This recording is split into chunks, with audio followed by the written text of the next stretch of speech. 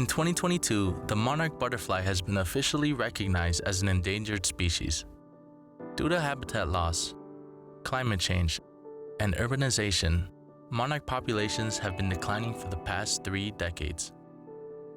In the fall of 2017, Mr. O'Toole and his students began a human impact project centered on saving the monarch butterfly migration from extinction. The Morton Freshman Center Monarch Butterfly Project is recognized globally as a shining example of ways educators, students, and community members can work together to take action to protect the planet's biodiversity in the face of environmental change. For years, scientists have been ringing the alarm bells that we are living in the midst of the 6th mass extinction.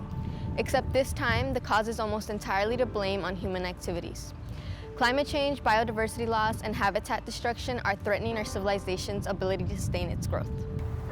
Starting in 2017, the Morton Freshman Center began a human impact project that would focus on saving the monarch butterfly migration from extinction and increasing the biodiversity in our community. The students designed a 5,000 square foot monarch way station that involved over 200 members in the community to start and plant the garden. Soon this event gained national media attention. On June 8, 2019, the Morton Freshman Center's Monarch Project became permanently featured in the Smithsonian National Museum of Natural History in Washington, D.C. On March 21, 2021, this project was featured at the United Nations International Day of Forests, which was streamed live around the world. Overall, students have created 2 gardens with over 10,000 square feet of natural monarch butterfly habitat, with over 75 native plant species, and planted 65 trees.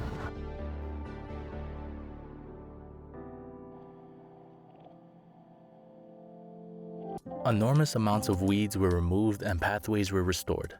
6 picnic tables were constructed and painted with original artwork. Additions to this garden include a restored and expanded compost system, more bird feeders, a pond with fish, frogs, snails, and a turtle, and the creation of informational signs so visitors and future students can learn about the garden ecosystem. The trees in the garden were provided by the Morton Arboretum and the United States Forest Service as part of the Chicago Region Trees Initiative. The students in the Garden Club have recorded information on the trees into the CRTI Canopy Counts program, so they can be viewed by the public on a global map. In terms of our partnership here, why are we in Cicero? There's a number of reasons. You can see we're in a formal industrial park, or a current industrial park, really, but there's old factories here. There's a need for trees. That's one reason, but also working with Mr. O'Toole, Mr. Valdivia, and the administration here, we know that there's not a lot of opportunities for youth.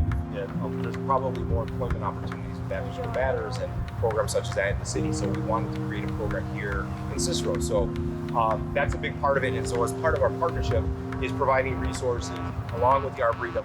Native habitat and trees not only improve air quality and provide habitat for wildlife, they contribute to the well-being and improved mental health of students, teachers, and members of the community. This garden allows students to participate in international conservation programs, which enables them to assist other programs to the creation of important stopover habitat. Your gardens are vibrant, wonderful spaces. We want to know how we can model this for other schools that don't have this space. You're innovating, you're leading the way. We could not be more excited to be with you to plant more trees at this space that you're nurturing and creating.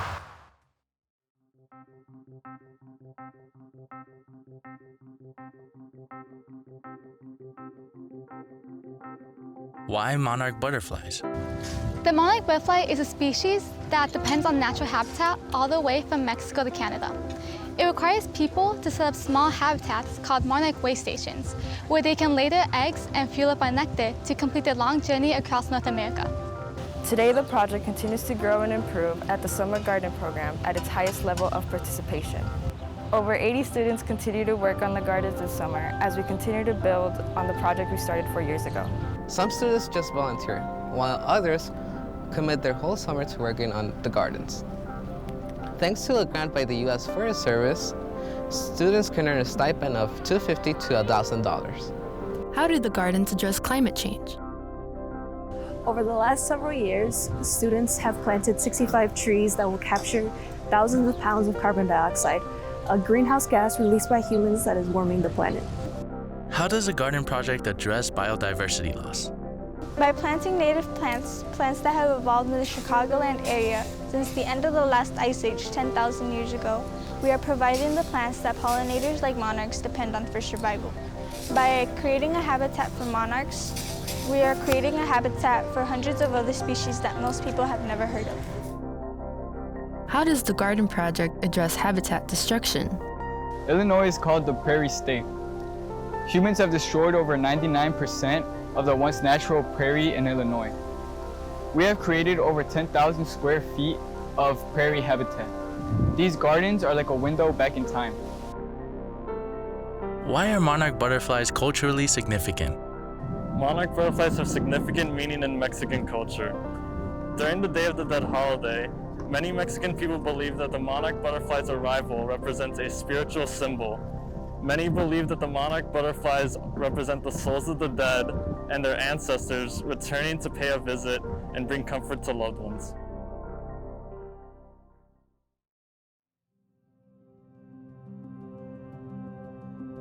Lastly, we have a message for incoming freshmen.